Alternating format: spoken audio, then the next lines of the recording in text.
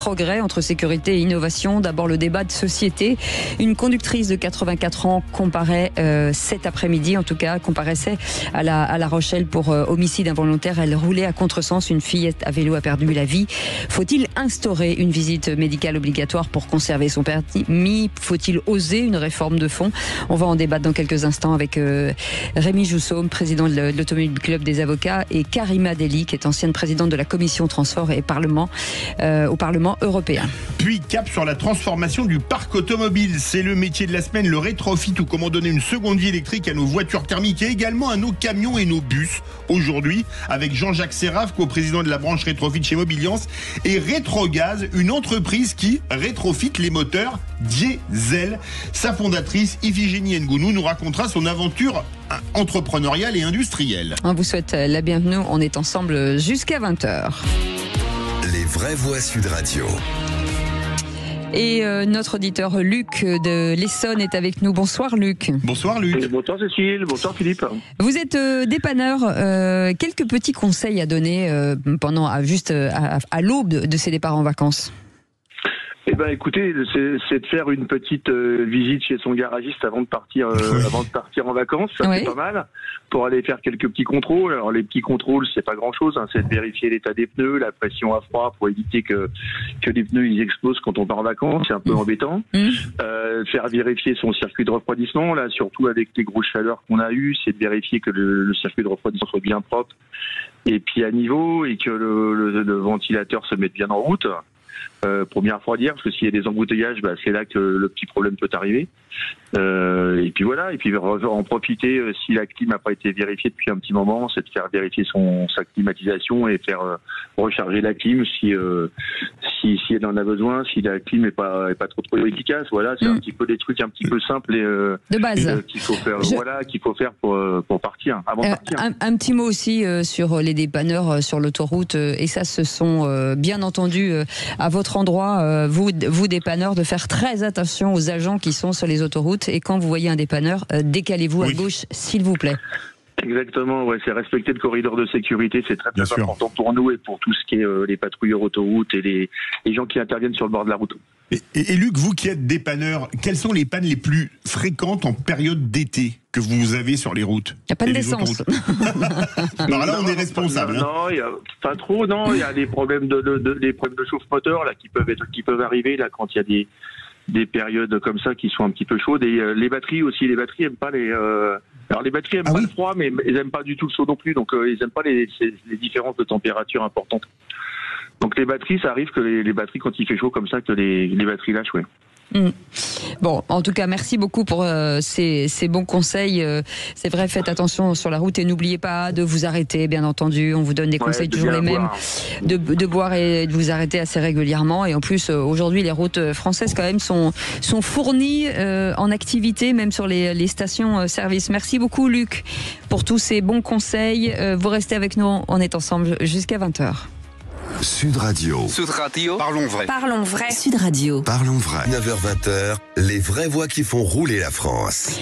Les vraies voix qui font rouler la France. Alors on parle de plein de sujets ici, et vous le savez, et on va revenir, Philippe, sur ce procès de cette octogénaire qui malheureusement a percuté une jeune enfant. Oui, en roulant à contresens, c'était un groupe d'enfants à vélo. Margot, 10 ans, y a perdu la vie. Le procès s'est tenu cette semaine à La Rochelle.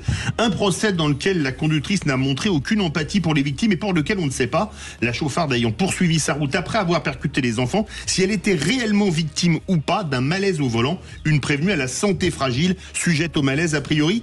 Un procès qui pose nombre de questions, que ce soit le permis de conduire à vie ou à repasser régulièrement, la visite médicale pour contrôler les aptitudes, et à quel âge, et à partir de quel âge, les conséquences d'un retrait pour les personnes âgées. Dans cette affaire, le ministère public a requis 4 ans d'emprisonnement avec sursis, 5 ans d'interdiction de délivrance du permis de conduire et 200 € d'amende. Le verdict sera connu le 22 juillet. Et puis nos invités pour en parler, débattre en tout cas. Rémi Joussaume est avec nous, président de l'Automobile Club des avocats. Merci beaucoup d'avoir accepté notre invitation. Bonsoir. Et puis Karima Deli, ancienne présidente de la commission transport du Parlement européen. Bonsoir, merci d'être avec nous. Bonsoir.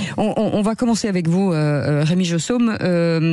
Est-ce que vous êtes aujourd'hui dans l'état actuel du permis? Est-ce qu'il y a des aménagements à faire? Est-ce qu'il faut une révolution finalement sur ces permis?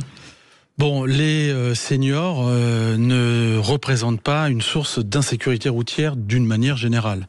Il y a certes des faits divers, dramatiques, avec des seniors et puis avec des personnes qui ont des pathologies, qui vont notamment perdre connaissance, qui vont avoir des pathologies impliquant un accident mortel ou corporel. Donc oui, il y a un sujet. Là où je m'oppose, moi, à l'idée, c'est d'instaurer d'une manière générale pour tout le monde une visite médicale d'aptitude, parce que on a d'une part l'arsenal répressif et préventif qui permet de le faire aujourd'hui. Alors peut-être qu'il faut l'améliorer et faire participer des médecins, par exemple. Mais une visite médicale qui veut dire quoi? Sur quoi, par exemple? Concrètement, aujourd'hui, le préfet a déjà la possibilité, il a déjà l'autorité de soumettre toute personne à une visite médicale. Et ça existe. Mais sur quoi? Sur quels critères, en fait? Alors, ce sont des critères, j'allais dire... les réflexes... Alors, ce sont des critères de dénonciation, d'abord. C'est-à-dire que lorsqu'il est informé par un tiers, par une autorité policière ou judiciaire, par exemple, il peut soumettre... Et j'ai des clients qui sont soumis à des contrôles. Et les contrôles, ce sont des contrôles psychotechniques, ce sont des contrôles médicaux avec des commissions médicales. Et il y a, contrairement à ce qu'on laisse dire, il y a bien des interdictions de conduire, définitives parfois, et peu importe l'âge, pour un certain nombre de personnes, et en raison soit de leur pathologie, soit de leur âge avancé. Donc ça existe. Maintenant, que le système ne soit pas parfait, ça, je pense qu'effectivement tout n'est pas parfait, mais moi, très clairement, je ne veux pas d'une mesure générale et absolue. On a avec nous Karima Delli, ancienne présidente de la Commission des Transports du Parlement européen. Bonsoir Karima Delli. Bonsoir. Bonsoir, Sud Radio. Quand on voit ce drame de La Rochelle, qu'on a recontextualisé il y a quelques instants, a priori la conductrice avait des problèmes de malaise. Est-ce que laisser conduire des gens qui ont des problèmes de malaise, ce n'est pas mettre la vie d'autrui en danger? Le problème que nous avons, c'est de mettre en péril sa propre vie et celle des autres. Donc c'est le double effet qui se coule, et nous ne pouvons pas nous le permettre. C'est la raison pour laquelle moi j'ai porté, notamment au niveau européen, le fait que nous ayons une visite médicale tous les 15 ans, donc le renouvellement du permis. Hop, on a également une visite médicale. Cette visite a lieu déjà dans 14 pays européens. Selon les pays, on va avoir des obligations selon l'âge. L'Italie, par exemple, à partir de 55 ans, vous l'avez tous les 5 ans. C'est beaucoup plus contraignant.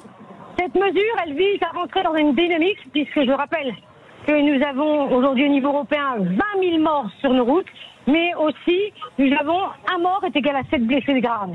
7 blessés graves, ce sont des drames humains, dont les familles ont déjà beaucoup de mal à s'en remettre. Donc vous voyez, cette mesure de la visite médicale, c'est un petit peu ce qu'on défendait il y a encore 20 ans avec la ceinture de sécurité. Ici, c'est une deuxième ceinture de sécurité, c'est véritablement pour sauver des vies. Moi, je ne suis pas là pour embêter les gens. Je suis vraiment là pour sauver des vies. Et je tiens à vous le dire d'une manière assez ferme. Je tiens aussi à penser, notamment à la famille de cette jeune fille qui aujourd'hui sont dans un vide juridique, parce que tout le monde le dit très bien. Il y aurait eu cette possibilité de voir si l'aptitude était actée, peut-être que ce drame n'aurait pas eu lieu. Rémi Jousseau. J'entends tout cela, évidemment, on est tous orientés vers une meilleure sécurité routière. Le premier constat, c'est que certes, dans d'autres États, c'est mis en place en Europe, simplement ça ne marche pas. C'est-à-dire qu'en réalité, les chiffres n'ont absolument pas infléchi en matière de sécurité routière, et tout le monde le constate. D'autre part, alors c'est pas étonnant, les associations de conducteurs, mais même les associations de prévention routière, même les médecins spécialisés dans l'âge avancé, et même le Conseil national de sécurité routière. Donc si vous voulez, il y a quand même un certain nombre de personnes qui ont réfléchi à la question, même les experts du Conseil national de sécurité routière ne veulent pas de ce dispositif. Ils privilégient d'autres pistes, et notamment, et je suis pas opposé, la participation du médecin. Le médecin, c'est le confident. Et le médecin, souvent, il est est écouté, il est entendu par la famille, par le patient. Et aujourd'hui, à tort ou à raison, le médecin, il se réfugie, malgré lui, derrière le secret professionnel, le secret médical, pour ne pas alerter. Et là, il y a peut-être effectivement une piste et peut-être une réforme à engager. Mais encore une fois, vous voyez, moi j'ai un dossier actuellement d'une personne d'un certain âge qui a passé la visite médicale parce qu'elle a été, j'allais dire, dénoncée. Elle a fait la visite médicale et donc avec l'aptitude, elle a pu légalement reprendre le volant et quelques semaines après, elle a eu un accident mortel. Donc en fait, vous pouvez mettre en place... Mortel pour elle-même ou pour un tiers. Alors évidemment... On dira que c'est son grand âge, d'autres diront que c'est autre chose. Vous savez, l'erreur humaine, ça arrive. L'erreur d'appréciation, ça arrive. Il n'y a pas besoin d'un âge avancé. La pathologie, la crise cardiaque, il n'y a pas d'âge, même si les plus anciens, évidemment, peuvent être plus confrontés à cette problématique-là. Mais c'est pas parce que vous mettrez en place une visite médicale que vous allez nécessairement et automatiquement éliminer le risque routier, d'une part. Et puis d'autre part, qu'est-ce que l'on fait de tous ces gens qui ne pourront plus conduire demain ? D'autonomie. C'est une perte d'autonomie, c'est une exclusion sociale. Alors j'entends, oui, on mettra en place des transports, ceci, cela. Mais tout ça, ce sont des beaux mots. Mais la réalité, concrètement, aussi dur que cela soit à le dire, ce n'est pas un fait de société. Encore une fois, aujourd'hui, vous avez plus de risques de mourir sur la route parce que quelqu'un roule trop vite, parce que quelqu'un est alcoolisé, parce que quelqu'un transgresse les règles du code de la route. Moi, dans ma clientèle, j'ai pas de seniors. C'est-à-dire que j'ai pas de seniors alcoolisés, j'ai pas de seniors sous stup, j'ai pas de seniors qui téléphonent au volant. Les seniors, ils conduisent rarement, sinon jamais la nuit. Ils respectent scrupuleusement le code de la route. Donc, dire on met en place une visite médicale, mais ça ne concerne pas que les seniors. La réalité, c'est que c'est évidemment eux qui vont être stigmatisés. C'est de la discrimination, selon vous. Il y a une forme de discrimination, évidemment. Alors oui, à Paris, c'est peut-être très simple, ou dans les grandes villes, d'interdire à quelqu'un de conduire. Mais quand vous vivez à la campagne, on a vu les 80 km/h, ce que c'était. Hein. C'est le monde rural qui s'est révolté. Et le monde rural, il a besoin de conduire. Alors, je dis encore une fois, attention, je ne dis pas qu'il n'y a pas de sujet. Je dis simplement, moi, je ne veux pas d'une mesure générale, absolue, administrative, tout le monde dans le même filet. Je pense que c'est pas adapté. Karima Deli, il y a quand même une question qui se... Oui, allez-y Karima, vous voulez réagir, réagissez. Oui, je vais d'abord dire, ce n'est pas une mesure contre les personnes âgées. C'est une mesure pour tous. On peut avoir des problèmes de vue à 20 ans et une excellente vision à 80. On n'est pas égaux vis-à-vis de la maladie, vous voyez. Donc une visite médicale, c'est comme une deuxième ceinture de sécurité, je vous le dis. Et cette mesure médicale commencerait dès l'obtention du permis. Ça, c'est la première chose. La deuxième chose, ce n'est pas une mesure restrictive, c'est une mesure préventive. Nous passons tous des visites médicales pour faire du sport, pour travailler. Le fait pour soi, mais pour s'assurer de notre bonne santé. Il y a même des métiers pour lesquels c'est une obligation. Vous voyez ? Et ensuite, je tiens à vous le dire, parce qu'il y avait un petit peu quelque chose de discriminant. Ce n'est pas la fin du permis. C'est un geste simple, rapide, presque banal, à tous les 15 ans, de permettre un mouvement de renouvellement de son permis. Donc je voulais remettre à plat quand même ce phénomène. La deuxième chose qui moi me paraît importante, c'est qu'est-ce qu'on appelle une visite médicale. En fait, c'est un simple test de vue, d'ouïe, de réflexe pour toutes et tous. Vous voyez, on a cette volonté aujourd'hui de dire que c'est une mesure de bon sens. Donc chacun peut comprendre l'utilité et l'importance de cette mesure. Et enfin, par rapport aux mesures de mobilité, monsieur, je tiens à vous le dire, en tant qu'un peu expert des mobilités, vous savez, les personnes âgées, ceux qui sont dans la précarité de mobilité, on n'a même pas encore cette visite médicale. Ils connaissent déjà des problèmes, notamment de mobilité. Ce n'est pas la visite médicale qui doit endosser toutes les responsabilités du faible engagement des pouvoirs publics de mettre à disposition notamment des mobilités pour tous, et notamment dans le monde rural. Alors c'est pourquoi nous avons fait une proposition de loi où quasiment tous les partis politiques sont d'accord. Nous voulons un véritable débat. Parce que justement, monsieur, vous pointez les faits que certaines personnes n'ont pas accès à la mobilité. Dans le cadre de la loi, nous avons porté la plus grande plateforme des mobilités pour montrer qu'il y a déjà de bonnes pratiques qui se font dans le périurbain et dans le rural, et ça marche. Et ensuite, il faudrait arrêter de culpabiliser les familles. Vous savez, tout à l'heure, vous avez dit, on n'est pas là dans un acte de dénonciation. Mais bien sûr, qui est prêt à dénoncer son père, sa mère, sa grand-mère pour pas qu'elle conduise? Personne. Donc ce n'est pas c'est pas aux familles d'avoir cette responsabilité. Karima Deli, pardon de vous le dire, c'est pas parce que si l'un de vos parents vous sentez qu'il peut plus conduire, c'est pas de la dénonciation, c'est justement de la prévention, c'est de faire attention. Quelqu'un tout à l'heure sur votre plateau a parlé de dénonciation, notamment par rapport au préfet. Alors d'une part, je peux vous le dire, moi je connais des gens qui ont saisi le préfet, ça n'a jamais marché. Et la deuxième chose, c'est que certains des médecins, parfois justement, ont une relation véritablement de confiance. Il faut du temps pour installer le fait que certaines personnes ne pourront pas conduire. Et ça, c'est bien aussi de leur dire, c'est d'abord aussi pour elles. Mais Karima Deli, ça veut dire que... Pardon de vous couper Karima Deli, mais ça veut dire que si un membre de votre famille ou un très proche, vous sentez qu'il est plus apte à conduire, vous le laisserez conduire. Vous alerteriez pas quelqu'un pour dire là il y a un souci, il faut qu'on trouve une solution. Je ferai tout pour que justement je puisse dire qu'il ne faut pas conduire, mais je ne vois pas pourquoi nous laissons cette culpabilité aux familles alors que la loi est là. Alors que la loi est là. La loi pourrait être changée et pourrait dire, suite à une visite médicale, l'aptitude n'est pas là, malheureusement, telle et telle personne ne pourront pas conduire. Et j'attire votre attention sur le fait que ça n'est pas seulement aussi des personnes âgées, parce que vous êtes en train de pointer le fait qu'il y a des personnes âgées, certes, mais il y a aussi d'autres publics sur lesquels il va falloir aussi travailler. Allez, Rémi les autres publics sont déjà concernés. On a 120 pathologies environ qui sont concernées et qui sont étudiées, contrôlées par les préfectures. Donc ces gens-là qui ont du diabète, ces gens qui ont des problèmes de vue, ces gens-là sont déjà contrôlés. Ils ont des permis limités dans le temps.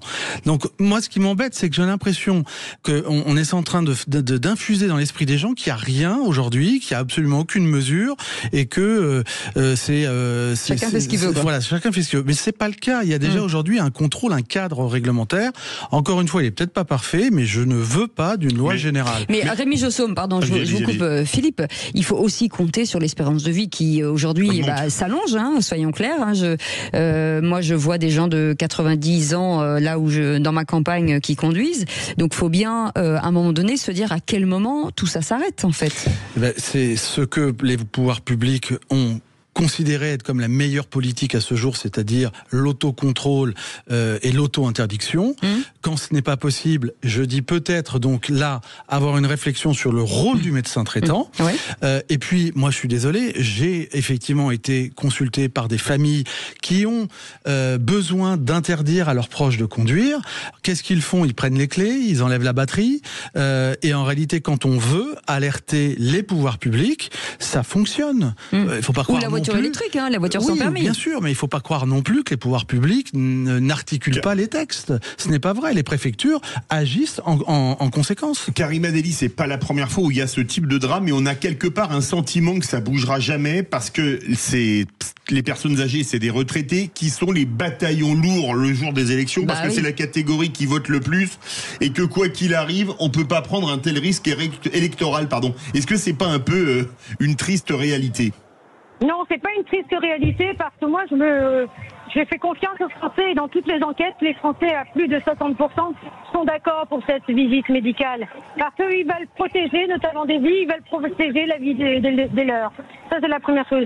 Je rappelle tout à l'heure, vous avez dit oui, mais il y a déjà des dispositifs. Il y a des dispositifs qui, par exemple, 40% des Français qui devraient mettre leurs lunettes pour conduire, ne les mettent pas. Alors comment on fait? Vous voyez Et donc, les chiffres comme ça, je peux vous en sortir à l'appel. Nous, ce que nous disons aujourd'hui, c'est que ce débat doit avoir lieu très vite à l'ordre du jour de l'Assemblée. On aura une proposition de loi. Et je remercie vraiment Sud Radio parce que vous nous permettez de débattre. Et je n'aime pas le fait que vous dites que ce soit des faits divers. Aujourd'hui, malheureusement, quand on regarde, il y a un accident par semaine qui est dû à l'aptitude de conduite.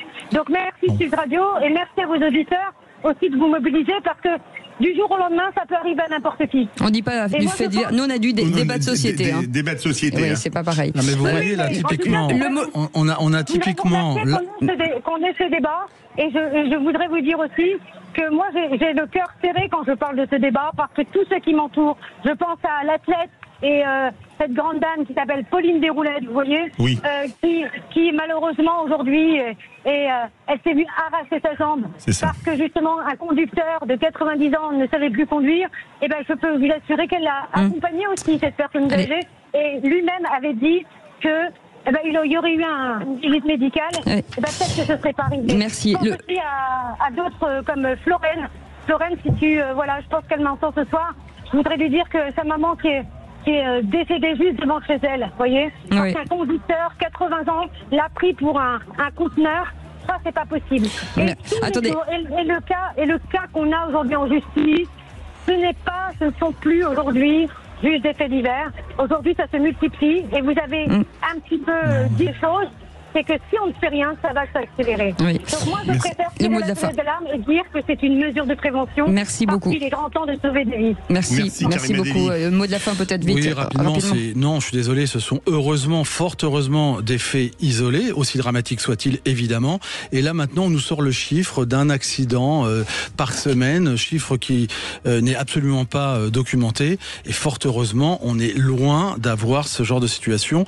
Par contre, ce sont des dossiers qui sont très médiatisés. Ça, c'est tout à fait normal, mais encore une fois, je ne crois pas que ça soit une priorité dans le cadre de la protection des conducteurs et de lutte contre l'insécurité routière. Merci beaucoup Rémi Jossoum, président de l'Automobile Club des avocats, et merci beaucoup Karima Adeli, ancienne présidente de la commission de transport au Parlement européen. Allez, vous restez avec nous. Dans un instant, on va vous parler rétrofit. Qu'est-ce que ça veut dire? Eh bien, vous allez voir dans un instant. Sud Radio. Sud Radio. Parlons vrai. Parlons vrai. Sud Radio. Parlons vrai. Et ce soir, nous sommes avec Frédéric Macaré. Bonjour. Bonjour. Vous êtes maire de Saint-Quentin, présidente de l'agglo du Cantinois, et on est ravis de vous accueillir, vice-présidente des villes de France. Et là, vous êtes à l'occasion du congrès de Libourne. Madame le maire, on parle de décarbonation des mobilités. C'est un enjeu aujourd'hui pour les villes, les grandes villes, mais petites villes aussi et moyennes villes aussi. Oui, tout à fait. Donc, on y travaille beaucoup par plusieurs dispositifs. D'abord, le développement des stations électriques, aussi par le développement des usages de véhicules propres avec notre partenaire Transdev. Et donc, oui, on a plusieurs projets qui sont en route. Donc, sur les stations, aujourd'hui, on a 130 stations, dont 27 qui sont publiques. Donc au départ, on avait un modèle vraiment de station publique, et je pense que dans le futur, on partira sans doute avec du partenariat sur l'occupation du domaine public pour essayer d'avoir un effet de masse sur le territoire et qu'il y ait la plus grande disponibilité possible pour les usagers. Alors, où en êtes-vous en termes de bornes de recharge dans la ville, l'agglomération? Ça se développe bien, y compris chez les particuliers, dans les résidences, etc.? Alors, ça dépend en fait des situations. Sur l'habitat, quand on est sur de l'habitat neuf, il y a des obligations. Quand on a des maisons qui sont en pied de rue, c'est pas si simple que cela si on n'a pas de garage. Donc il y a des systèmes hybrides. Dans un premier temps, c'était plutôt la collectivité avec son syndicat départemental qui cofinançait, mais c'est un coût extrêmement important. Donc, on ne peut pas non plus avoir un effet masse suffisamment. C'est pour ça que le partenariat privé nous intéresse également. Comment est reçu en fait le côté voiture électrique à Saint-Quentin? Est-ce qu'on y adhère assez facilement? Alors non, c'est encore pas complètement développé pour plein de raisons, parce que il y a l'achat du véhicule qui est cher, pour la question de l'autonomie. Donc on a des ventes de véhicules électriques qui sont en progression, mais en revanche, je pense qu'on a encore beaucoup de public très attaché à sa voiture thermique, qui fait un petit peu de route. Donc tout ça, c'est des cheminements aussi de raisonnement et de sensibilisation qui ne sont pas, je dirais, naturels au départ et qu'il faut accompagner. Alors il y a une chose aussi qui est importante, vous avez dit que l'électrification ça prend du temps, mais est-ce que l'hybridation, parce qu'il y a pas mal de voitures hybrides, ça prend un peu plus vite? Oui, je pense qu'on a quand même maintenant pas mal d'achats qui se font de cette façon-là. Mais là aussi, toutes les questions d'autonomie, c'est pas si simple au quotidien en fonction de son usage. Ce qui est sûr, c'est que sur les flottes automobiles, qui sont des flottes automobiles d'entreprise, les choses se font parce qu'il y a des obligations légales par rapport à ça. En revanche, pour le particulier, je pense qu'on y passe assez facilement quand on est en deuxième véhicule. En premier véhicule, peut-être qu'il y a, pour des gens qui ont une conviction, ou les moyens de pouvoir y passer. On sait que pour les communes, les budgets sont plutôt serrés. Les investissements privés comme Station E, les avantages pour les usagers et la ville, c'est-à-dire que ça ne coûte rien à la ville, mais ça rapporte un service hyper intéressant. Oui, tout à fait. Je pense que c'est comme ça que ça pourra avancer, parce que peu de collectivités auront les moyens de déployer des bornes partout. Alors on a déjà des partenaires économiques sur leurs espaces privés qui mettent en place des bornes à disposition de leur clientèle, donc ça se développe beaucoup. Mais le fait d'avoir des stations qui soient aussi sur une hybridation de domaine public avec une mise à disposition ou une location, ça me semble être la voie qui serait la voie d'avenir. Merci beaucoup, Madame le maire Frédéric Macaret, maire de Saint-Quentin et présidente de l'agglo de Saint-Quentin, vice-présidente de Ville de France à l'occasion du congrès de Libourne. Sud Radio, station multiservice. Vous a été présenté par les bornes électriques Station E et son badge universel pour des usagers libres et heureux. Informations et conditions, station avec un s-e.com. Et c'est l'entreprise de la semaine. On parle de Rétrogaz avec notre invitée Iphigénie Ngounou, qui est fondatrice de Rétrogaz. Bonsoir, merci d'avoir accepté notre invitation. Bonsoir, Sud Radio. D'abord, comment est née cette entreprise? Parce que c'est intéressant de se dire que enfin des femmes dans l'entreprise entrepreneur. Et qu'est-ce que vous proposez comme service? Alors, l'idée de départ vient d'une contrainte personnelle et j'en ai fait un projet d'entreprise. Et la contrainte, c'est que j'ai un diesel comme beaucoup de gens, la majorité des Français, comme des millions de gens en France, puisque c'est on l'a poussé, la première motorisation pendant des années. Encore, voilà, exactement. Et depuis quelques années, effectivement, on diabolise le diesel et la seule solution aujourd'hui proposée, c'est la casse. Et moi, je trouvais que c'était totalement écocide de jeter un véhicule à la casse à l'heure du réparable, où l'ADEME prône effectivement rénovation, réparation. Et je me suis dit, il y a peut-être quelque chose à faire. Et pourquoi est-ce qu'on ne verdirait pas également les véhicules ? Alors, quand on parle rétrofit, on va le faire tout à l'heure d'ailleurs avec Mobiliance, on pense rétrofit électrique. Vous, c'est différent. Vous rétrofitez des véhicules diesel au gaz, au GPL, donc a priori, mais on va rentrer dans les détails. Comme dirait Michel Chevalet, comment ça marche ? Effectivement, alors moi j'ai fait un clin d'œil par rapport au rétrofit, c'est pour ça que j'ai appelé mon entreprise Rétrogaz, pour dire que nous on est vraiment dans le gaz. Alors comment ça marche ? Et que vous n'êtes pas dans le rétroviseur, c'est pour ça. Voilà. Exactement. Alors comment ça marche ? C'est tout simple, en fait, on est vraiment dans la rénovation, le recyclage pur et dur, c'est-à-dire qu'on n'enlève absolument rien du véhicule. Ça c'est surprenant. Voilà, même pas une vis. En fait, on vient créer un système parallèle à côté, dédié au gaz. Et le supplément d'âme réside dans le fait qu'on va venir leurrer le moteur diesel en lui faisant croire qu'il roule 100% gasoil, alors qu'en fait on intercepte l'information, on la coupe et on injecte du gaz. Voilà. Ça veut dire que comme à l'époque il faut une bonbonne quelque part Alors effectivement, le système parallèle, il vient avec un jeu d'un deuxième réservoir, des injecteurs gaz et un deuxième calculateur gaz. Et c'est ce calculateur qui va venir commander le premier calculateur gasoil, calculateur d'origine. C'est vous qui avez mis ça au point. Vous êtes inspiré de la technologie GPL où on a un deuxième réservoir à côté du siphon à essence. Vous avez un siphon pour le GPL. Ça a été votre modèle de travail au départ ? Voilà, exactement. C'est-à-dire que moi, venant d'un constructeur automobile, donc on peut dire vous avez fait toute votre carrière entre PSA et Renault, c'est ça ? Voilà, exactement. Ouais. Donc du coup, j'ai pensé masse, parce que je me suis dit, pour que ça marche, il faut que ce soit adressable au plus grand nombre, quelle que soit la marque, quel que soit le kilométrage et quel que soit l'âge du véhicule.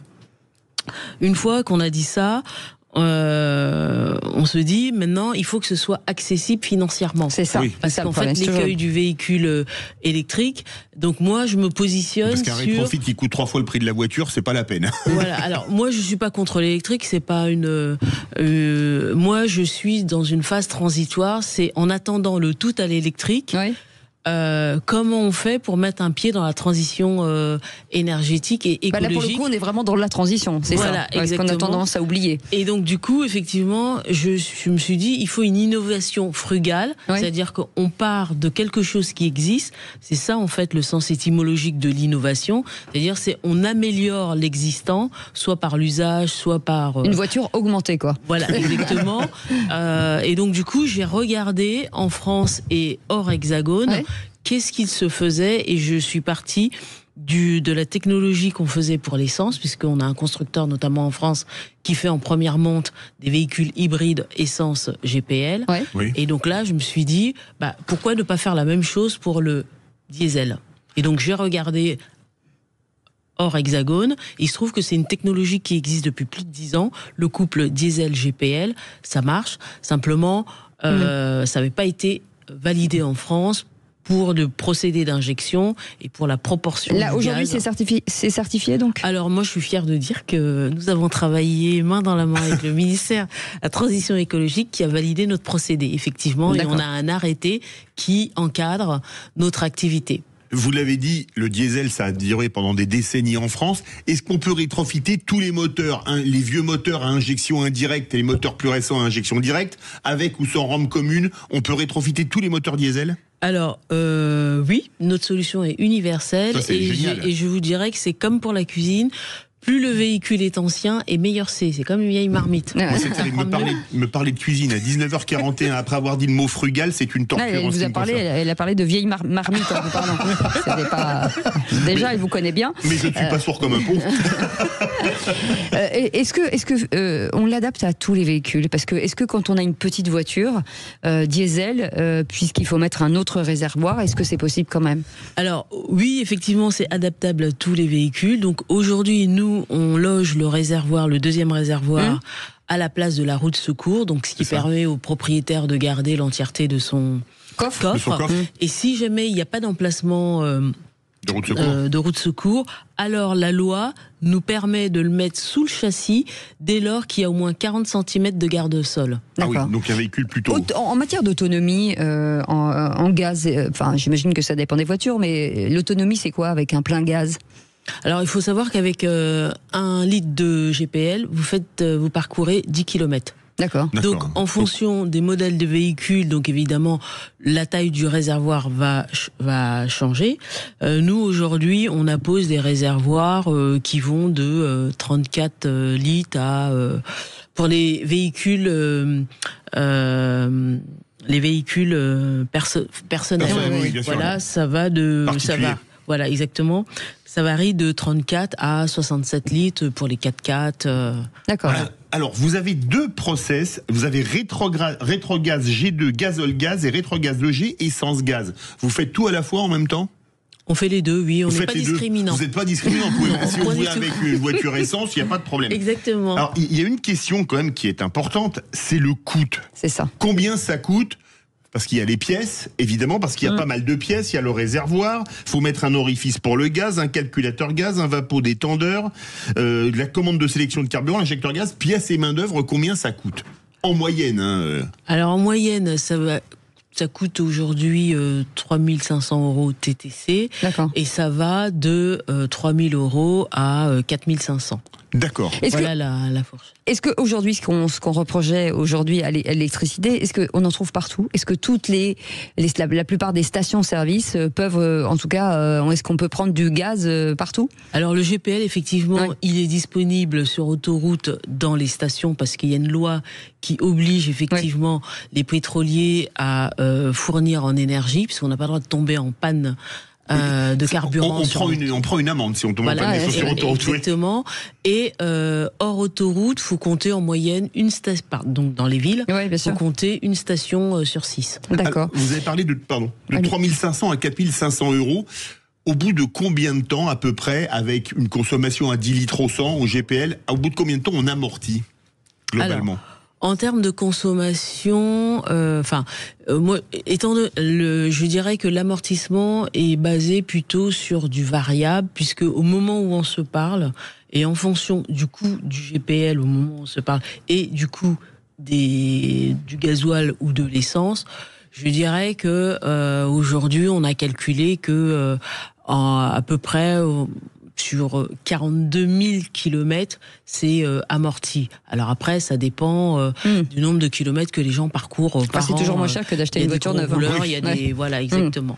Au niveau de la conversion, une fois que vous avez converti cette voiture, est-ce que ça veut dire qu'il faut changer la carte grise? Est-ce qu'il faut passer un contrôle technique? Est-ce qu'il faut il y a des démarches, j'imagine, à faire? Alors effectivement, donc mon processus de conversion, il est en 5 étapes, et dans ce processus, l'administration est partie prenante, puisqu'elle intervient en amont, parce que nous, on prend les véhicules avec un contrôle technique de moins de 6 mois, pour vérifier que la base, elle est saine. Ensuite, on convertit, ça prend 5 jours ouvrés en moyenne. D'accord. 5 jours. Oui, 5 jours. Donc le véhicule est immobilisé pendant 5 jours, parce qu'on crée tout un système. Ah oui. Voilà, quand on regarde le plan mécanique, c'est sûr que c'est très intéressant. Voilà, exactement. Et après, il y a l'administration qui revient, c'est-à-dire c'est la DREAL, pour homologuer le véhicule. Valider les transformations. Réception à titre isolé. Et ensuite, on fait changer la carte grise par le ministère de l'Intérieur et obtention de la vignette critère 1. Il y a une chose importante sur les diesels en France, c'est les petits utilitaires. Tous les petites fourgonnettes, etc. Vous faites également du rétrofit GPL pour fourgonnettes, petits utilitaires? Ah oui, carrément, tout métier confondu, BTP. On a même été contacté par la Fédération nationale des travaux publics pour pouvoir équiper les engins de chantier. Alors eux, ils sont pas soumis à vignette, mais ils doivent aussi être exemplaires et réduire les émissions de particules fines et de CO2. Pour les gens qui veulent changer de voiture, carrément changer de voiture, de se dire on rétro-gaz ma voiture, on rétro-gaz ma voiture, est-ce que ça a un impact sur le prix? C'est-à-dire que quand on vend aujourd'hui une voiture diesel, on sait que le prix n'est pas top, des côtés. Est-ce que ça apporte une cote particulière à la hausse? Oui, vous augmentez la valeur du véhicule, puisque effectivement le véhicule repart avec une vignette critère 1. Ah oui, oui. Et une question, vous avez des installateurs partout en France, parce que j'ai pas vu d'enseigne rétrogaz, c'est dans certains garages, comment ça se passe pour faire équiper les véhicules? Alors, nous, notre solution, elle a été homologuée l'année dernière. Donc aujourd'hui, effectivement, donc on est installé en région parisienne, dans le 91, et on commence le déploiement. On travaille avec des partenaires, parce qu'on veut mettre en place un réseau de franchise. Faudra une formation particulière pour les pour certains ateliers. Il faut 5 jours de formation. D'accord. Donc il faut avoir une bonne base mécanique. Alors je dirais plus que mécanique, parce qu'en fait il faut s'y connaître en motorisation, en mécanique, en soudure. Ah oui. Ça s'adresse à de toute façon des professionnels. Oui, un particulier ne peut pas le faire. Non. Non. Merci beaucoup. Ça s'appelle Rétrogaz. Merci beaucoup. Et notre invitée, Iphigénie Ngounou, qui est fondatrice justement de Rétrogaz. On peut aller voir sur Internet, j'imagine. Oui, bien sûr. Bien entendu.